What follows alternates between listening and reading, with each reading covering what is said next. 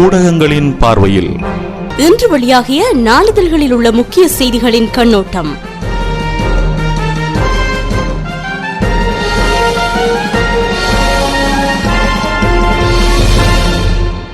நேயர்களுக்கு வணக்கம். இன்று டிசம்பர் மாதம் 12ஆம் தேதி திங்கட்கிழமை மற்றும் ஒரு ஊடகங்களின் பார்வை நிகழ்ச்சியூடாக இன்று உங்களை சந்திக்கிறேன். இலங்கையின் தமிழர் அரசியல் பிரச்சினைக்கான தீர்வு விடயத்தில் இலங்கை அரசாங்கம் தமிழர்கள் மீது தீர்வை திணிக்கும் ஒரு முயற்சியில் ஈடுபட்டுள்ளது. தமிழ் தேசிய கூட்டமைப்புக்கும் அரசாங்கத்துக்கும் இடையிலே பேச்சுவார்த்தைகள் நடைபெற்று வருகின்ற நிலையில் காணி, போலீஸ் மற்றும் வடக்கு கிழக்கு இணைப்பு குறித்த 3 விடயங்களை அரசாங்கத்திடம் தமிழ் தேசிய கூட்டமைப்பு முன்வைத்திருக்கிறது. இந்த கோரிக்கைகளை அரசாங்கம் நிராகரித்துள்ள நிலையில் நாடாளுமன்ற தெரிவுக்குழுவில் பங்கேற்குமாறு தமிழ் தேசிய கூட்டமைப்பை தொடர்ந்து வலியுறுத்தி வருகிறது. எவ்வாறாயினும் எதிர்க்கட்சிகள் தெரிவுக்குழுவில் இடம்பெற விட்டால் எதிர்க்கட்சிகளைச் சேர்ந்த உறுப்பினர்களின் ஆதரவை பெற்றுக்கொள்ளும் முனைப்பில் தற்போது அரசாங்கம் இறங்கியுள்ளது. இந்த விவகாரம் குறித்த இன்றைய பிரதான செய்தியை தென்னிலங்கையிலிருந்து வெளிவரும் வீரகேசரி நாளிதழ் வெளியிட்டுள்ளது. இன்றைய தினம் வெளிவந்துள்ள நாளிதழ்களில் முக்கியமாக நாடாளுமன்ற தெரிவுக்குழு, அதனை தவிர ஐநா மனித உரிமைகள் ஆணையாளர் நவநீதன் பிள்ளையை இலங்கைக்குள் அனுமதிக்க கூடாது என்ற செய்தி, அத்துடன் இலங்கை இராணுவ வரலாற்று புத்தகத்திலிருந்து முன்னாள் இராணுவ தளபதியும் விடுதலை புலிகளுக்கு எதிரான இறுதிக்கட்ட போரை வெற்றி கொண்டவருமான சரத் பொன்சேகாவின் பெயரை உத்தியோகபூர்வமாக நீக்கியுள்ள அறிவிப்பும், மனித உரிமைகள் தினத்தை முன்னிட்டு யாழ்ப்பாணத்தில் மேற்கொள்ளப்பட்ட ஆர்ப்பாட்டத்தின் மீது பிரயோகிக்கப்பட்ட அடக்குமுறைகள் போன்ற செய்திகள் இன்றைய தினம் நாளிதழ்களில் வெளிவந்துள்ளன. தமிழகத்திலிருந்து வெளிவந்துள்ள நாளிதழ்களில் பெரும்பாலும் முல்லை பெரியாறு விவகாரம் தமிழகம் மற்றும் கேரள மாநிலங்களுக்கு இடையில் பதற்றத்தை நீடித்து வருகிறது. இந்த செய்திகள் பெரும்பாலாக தமிழக நாளிதழ்களில் வெளியிடப்பட்டுள்ளன. நாம் இன்றைய தினமும் வீரகேசரி பத்திரிகையை முதலாவதாக எடுத்துக்கொள்வோம். வீரகேசரி பத்திரிகையின் இன்றைய பிரதான தலைப்புச் செய்தியாக எதிர்க்கட்சிகளின் பங்களிப்பின்றேல் எம்பிக்களின் ஆதரவை பெறுவோம், தெரிவுக்குழு விவகாரம் தொடர்பில் அரசாங்கம் கருத்து என்ற பிரதான செய்தியோடு இன்றைய வீரகேசரி நாளிதழ் வெளிவந்துள்ளது. இனப்பிரச்சினைக்கு அரசியல் தீர்வை தயாரிப்பதற்கான பாராளுமன்ற தெரிவுக்குழுவுக்கு எதிர்க்கட்சிகளின் பங்களிப்பு வழங்கும் என்பதாலேயே அதனை ஆரம்பித்தோம். எதிர்க்கட்சிகள் பங்களிப்பு வழங்காவிடின் எதிர்க்கட்சி எம்பிக்களின் ஆதரவை பெற்று தெரிவுக்குழுவை கொண்டு நடத்தும் சாத்தியமும் அரசாங்கத்துக்கு உள்ளது. ஆனால் தற்போதைக்கு அவ்வாறான செயற்பாட்டை முன்னெடுக்க நாங்கள் முயற்சிக்கவில்லை என்று ஆளும் கட்சியின் பிரதான கொறடாவும் அமைச்சருமான தினேஷ் குணவர்தன தெரிவித்துள்ளார். எதிர்க்கட்சிகளில் பாராளுமன்ற தெரிவுக்குழுவை விரும்புகின்ற எம்பிக்கள் இருக்கின்றனர். அதாவது கட்சியின் தீர்மானத்தை விரும்பாத தெரிவுக்குழு போன்ற தேசிய முக்கியத்துவம் வாய்ந்த விடயங்களுக்கு ஆதரவளிக்கின்ற எம்பிக்கள் உள்ளனர் என்றும் அமைச்சர் தினேஷ் குணவர்தன குறிப்பிட்டார். இனப்பிரச்சினைக்கு அரசியல் தீர்வை தயாரிப்பதற்கான பாராளுமன்ற தெரிவுக்குழு நியமன விடயங்கள் எவ்வாறு அமைந்துள்ளன என கேட்டபோதே அமைச்சர் இந்த கருத்தை வெளியிட்டதாக அந்த செய்தி தொடர்ந்து செல்கிறது. தெரிவுக்குழு விடயத்தில் கூட்டமைப்பின் முடிவிலே எமது தீர்மானம் தங்கியுள்ளது. ஐதேக தெரிவிப்பு தேர்வு விடயத்தை இழுத்தடிக்க அனுமதியோம் என்றும் அறிவிப்பு என்ற தலைப்பிலும் ஒரு செய்தியை வீரகேசரி அதன் முன்பக்கத்தில் வெளியிட்டுள்ளது. இனப்பிரச்சினைக்கு அரசியல் தீர்வை தயாரிப்பதற்கான பாராளுமன்ற தெரிவுக்குழு விடயத்தில் தமிழ் தேசிய கூட்டமைப்பு எடுக்கின்ற தீர்மானத்திலேயே ஐக்கிய தேசிய கட்சியின் தீர்மானம் தங்கியுள்ளது. எவ்வாறாயினும் தீர்வு விடயத்தை இழுத்தடிக்கும் செயற்பாட்டுக்கு துணை போக ஐக்கிய தேசிய கட்சி தயாரில்லை என்றும் அந்த கட்சியின் பிரதி பொதுச் செயலாளரும் பாராளுமன்ற உறுப்பினரும் டாக்டர் ஜெயவர்தன தெரிவித்துள்ளதாக அந்த செய்தி நீண்டு செல்கிறது. அத்துடன் யாழ் ஆர்ப்பாட்டத்தின் மீது அடக்குமுறை குறித்து மனித உரிமை பேரவைக்கு அறிக்கை, ஐக்கிய தேசிய கட்சியின் எம்பி ஜெயலலிதா நடவடிக்கை என்ற தலைப்பிலும் ஒரு செய்தி வெளியிடப்பட்டுள்ளது. சர்வதேச மனித உரிமைகள் தினமான சனிக்கிழமை யாழ் குடாநாட்டில் இடம்பெற்ற ஜனநாயக அடக்குமுறை சம்பவமானது இலங்கை அரசாங்கத்தின் மேலும் ஒரு கருப்பு தினத்தை சர்வதேசத்திற்கு எடுத்து காட்டி இருப்பதாக பிரதான எதிர்க்கட்சியான ஐக்கிய தேசிய கட்சியின் நாடாளுமன்ற உறுப்பினர் டாக்டர் ஜெயவர்தன தெரிவித்துள்ளார். இதுகுறித்து ஐநா மனித உரிமை பேரவைக்கு அறிக்கை ஒன்றை சமர்ப்பிக்க உள்ளதாகவும் அவர் குறிப்பிட்டதாக அந்த செய்தி நீண்டு செல்கிறது. அத்துடன் நவநீதன் பிள்ளை போன்றவர்களை அரசு நாட்டுக்குள் அனுமதிக்க கூடாது, தேசப்பட்டுள்ள தேசிய இயக்கத்தின் தலைவர் குணதாச அமரசேகர என்ற தலைப்பிலும் ஒரு செய்தி வெளியிடப்பட்டுள்ளது. நல்லிணக்க ஆணைக்குழுவின் அறிக்கை இத்தகைய தன்மையினை கொண்டிருந்தாலும் இலங்கையை சர்வதேச குற்றவியல் நீதிமன்றத்தின் முன் நிறுத்துவதே ஐநா உள்ளிட்ட மேற்குலக சக்திகளின் நோக்கமாகும். எனவே நவநீதன் பிள்ளை போன்றவர்களை நாட்டுக்குள் அரசு அனுமதிக்க கூடாது என்று தேசப்பட்டுள்ள தேசிய இயக்கத்தின் தலைவர் கலாநிதி குணதாச அமரசேகர் தெரிவித்ததாக அந்த செய்தி நீண்டு செல்கிறது. அத்துடன் இலங்கை இராணுவ வரலாற்று புத்தகத்தில் இருந்து சரத் பொன்சேகாவின் பெயர் நீக்கம் என்ற தலைப்பிலும் ஒரு செய்தி வெளியிடப்பட்டுள்ளது. முன்னாள் இராணுவ தளபதி சரத் பொன்சேகாவின் பெயர் இலங்கை இராணுவ வரலாற்றில் இருந்து அகற்றப்பட்டுள்ளதாகவும் அவர் இனிவரும் காலத்தில் முன்னாள் இராணுவ தளபதி என்ற பதவி நிலைக்குள் உள்வாங்கப்பட மாட்டார் எனவும் இராணுவ பேச்சாளர் பிரிகேடியர் நிஹல் ஹப்புஆராச்சி தெரிவித்துள்ளார். தமிழீழ விடுதலை புலிகளுடனான போரின் போது சரத் பொன்சேகா மேற்கொண்ட நடவடிக்கைகளும் கருத்தில் கொள்ளப்பட மாட்டாது எனவும் அவர் குறிப்பிட்டுள்ளார். கடந்த ஆண்டு இராணுவ நீதிமன்றம் வழங்கிய தீர்ப்பை அடுத்து இது நடைமுறைக்கு வந்துள்ளதாகவும் இராணுவ பேச்சாளர் குறிப்பிட்டதாக அந்த செய்தி நீண்டு செல்கிறது.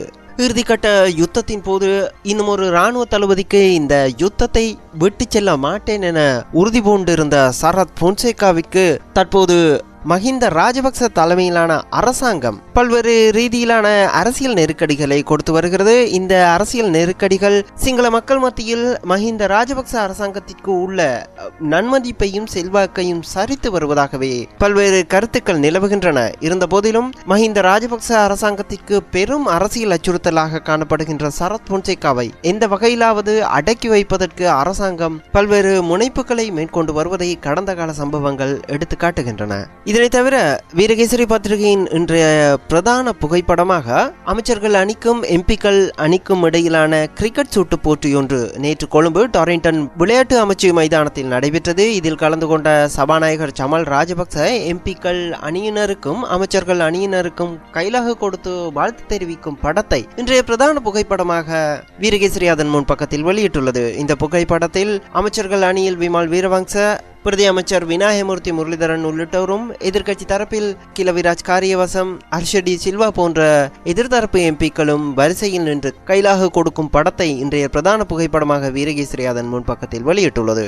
நாம் அடுத்ததாக தென்னிலங்கையிலிருந்து வெளிவரும் சிங்கள நாளிதழான திவைன நாளிதழை எடுத்துக்கொள்வோம். திவைன நாளிதழின் என்ற பிரதான செய்தியாக பிரதான எதிர்க்கட்சியான ஐக்கிய தேசிய கட்சியின் தலைமைத்துவ நெருக்கடி குறித்த ஒரு செய்தி வெளியிடப்பட்டுள்ளது. ஐக்கிய தேசிய கட்சியின் தலைமைத்துவ பதவி உள்ளிட்ட பிரதான பதவிகளுக்கு கரு ஜெயசூரிய அணியில் போட்டியிடுவதற்கு எதிராக ரணில் விக்ரமசிங்க அணியும் தயாராகி வருவதாகவும் இறுதி தீர்மானம் எதிர்வரும் 18ஆம் தேதி எடுக்கப்பட உள்ளதாகவும் அந்த பிரதான செய்தியை திவைன இன்றைய தினம் வெளியிட்டுள்ளது. அத்துடன் சபாநாயகர் கிரிக்கெட் வெற்றி கிண்ணத்தை வென்றெடுத்த எம்பிக்கள் வெற்றி கழிப்பில் இருப்பதை இன்றைய பிரதான புகைப்படமாக திவைன அதன் முன்பக்கத்தில் வெளியிட்டுள்ளது. அந்த புகைப்படத்தில் எதிர்க்கட்சி எம்பிக்கள் மஹிந்த ராஜபக்ச, அவரது துணைவியார் சுரந்தி ராஜபக்ச, அதற்கு அண்மையில் ரணில் விக்ரமசிங்க உள்ளிட்ட முன்னாள் கிரிக்கெட் அணி தலைவர் சன ஜெயசூரியவும் அந்த வெற்றி கழிப்பில் ஈடுபட்டிருக்கும் அந்த புகைப்படம் இன்றைய பிரதான புகைப்படமாக திவைன பத்திரிகையின் முன்பக்கத்தில் வெளியிடப்பட்டுள்ளது.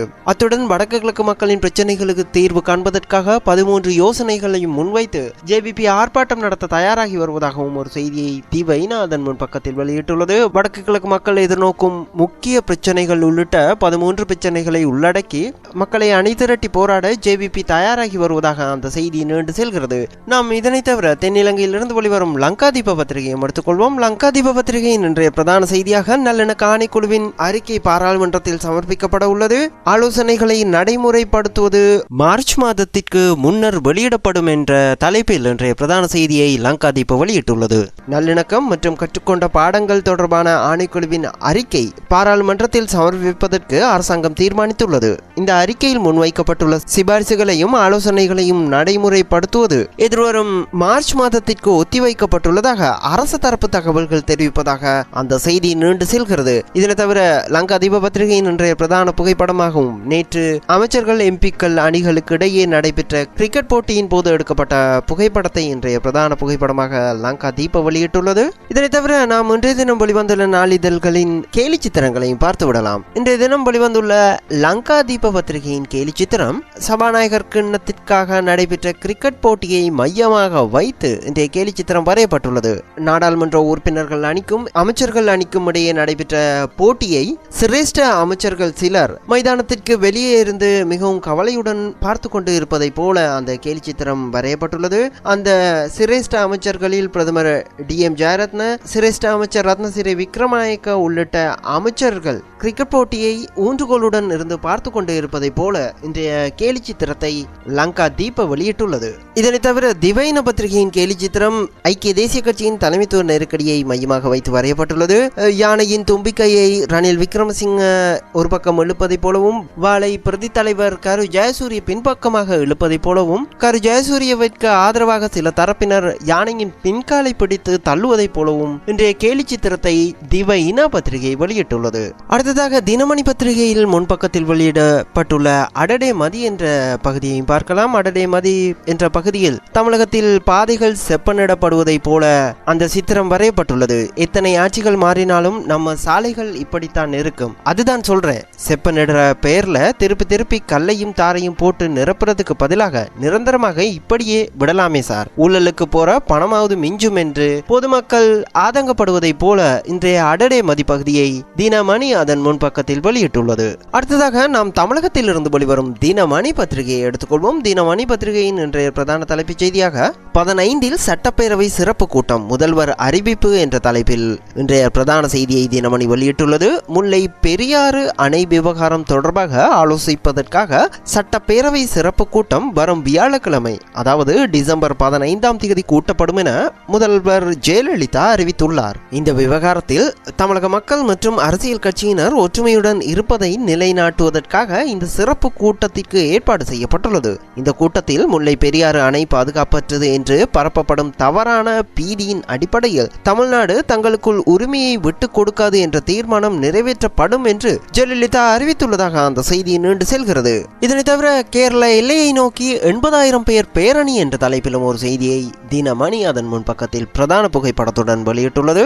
பெரியாறு அணை விவகாரத்தில் கேரள அரசு மற்றும் போராட்ட குழுவினர் நடவடிக்கையை கண்டித்து கடலூர், கம்பம், உத்தமபாளையம், சின்னமனூர் ஆகிய பகுதிகளில் இருந்து 80,000க்கும் மேற்பட்டோர் குமுளியில் உள்ள கேரள எல்லையை நோக்கி 2வது நாளாக ஞாயிற்றுக்கிழமையும் பேரணி நடத்தினர். தமிழக எல்லையில் முற்றுகை போராட்டத்தை நடத்திய பொதுமக்களை சந்திக்க சென்ற தமிழக நிதியமைச்சர் ஓ பன்னீர்செல்வம் மீது போராட்டக்காரர்கள் கல் வீசியதாகவும் அவர்கள் மீது போலீசார் தடியடி நடத்தியதாகவும் அமைச்சரை பாதுகாப்பாக அழைத்து சென்றதாகவும் தெரிய வருகிறது. கேரள எல்லையில் பதற்றம் நிலவி வருவதால் 5ஆம் தேதி முதல் தேனியில் இருந்து குமுளி, கம்பமெட்டு, போடிமெட்டு ஆகிய சாலைகள் வழியாக கேரளத்திற்கு போக்குவரத்து நிறுத்தப்பட்டுள்ளது. உத்தமபாளையம் வட்டாரத்தில் கடந்த 7ஆம் தேதி முதல் காவல்துறையினர் 144 தடை உத்தரவுகளை பிறப்பித்துள்ளதாகவும் அந்த செய்தி நீண்டு செல்கிறது.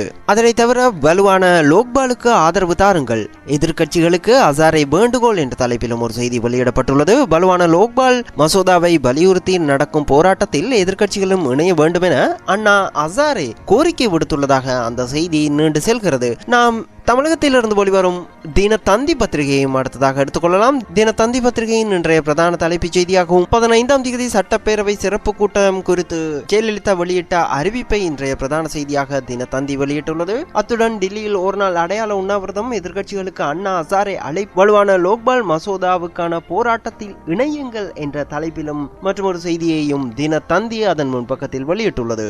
இதனை தவிர முல்லை பெரியாறு 2வது நாளாக 1,00,000 பேர் பேரணி என்ற தலைப்பிலும் ஒரு செய்தியையும் தினத்தந்தி வெளியிட்டுள்ளது. நாம் இந்த செய்திகளை ஏற்கனவே தினமணி பத்திரிகையில் பார்த்துவிட்டதால் அடுத்ததாக மலேசியாவில் இருந்து வெளிவரும் மக்களோசை பத்திரிகையும் எடுத்துக்கொள்வோம். மக்களோசை பத்திரிகையின் இன்றைய பிரதான தலைப்புச் செய்தியாகவும் முல்லை பெரியார் விவகாரத்தை அடிப்படையாக வைத்து அந்த செய்தி வெளியிடப்பட்டுள்ளது. எல்லையை தாண்டும் தமிழர்களை சுட்டு தள்ளுங்கள், கேரள போலீசாருக்கு அதிரடி உத்தரவு என்ற தலைப்பில் அந்த செய்தி பிரதான புகைப்படத்துடன் வெளியிடப்பட்டுள்ளது. முல்லை பெரியாறு அணை விவகாரம் தொடர்பாக எல்லையை தாண்டி கேரளாவுக்குள் நுழையும் தமிழர்களை சுட்டு தள்ளுங்கள் என்று கேரள போலீசார் அதிரடியாக உத்தரவு பிறப்பித்திருந்தனர். இதனை அடுத்து 2 மாநிலங்களுக்கும் இடையிலான எல்லையில் பதட்டம் மேலும் மோசமடைகிறது என அந்த செய்தி நீண்டு செல்கிறது. அத்துடன் 500 வெள்ளி உதவி தொகைக்கான பாரங்கள் விற்பனையா, மக்கள் அதிர்ச்சி என்ற தலைப்பிலும் ஒரு செய்தி வெளியிடப்பட்டுள்ளது. குறைந்த வருமானம் பெறும் குடும்பங்களின் சுமையை குறைப்பதற்காக அரசாங்கம் இலவசமாக விநியோகித்த 500 வெள்ளி உதவி தொகைக்கான பாரங்கள் 1 வெள்ளி முதல் 4 வெள்ளி வரை விற்பனை செய்யப்படுகின்றன. மக்களுக்கு முன்னுரிமை கொடுத்து அரசாங்கம் இலவசமாக விநியோகித்துள்ள இப்பாரங்கள் விற்பனை செய்து வரும் பொறுப்பற்ற தரப்பினர் மீது கடும் நடவடிக்கைகள் எடுக்கப்படும் என நிதியமைச்சு எச்சரித்துள்ளதாக அந்த செய்தி தொடர்ந்து செல்கிறது. அந்த செய்தியோடு இன்றைய ஊடகங்களின் பார்வை நிகழ்ச்சி நிறைவுக்கு வருகிறது. மீண்டும் இதே நிகழ்ச்சியில் நாளை உங்களை சந்திக்கும் வரை உங்களிடமிருந்து விடைபெறும் நான் VAK. வணக்கம் நேயர்களே.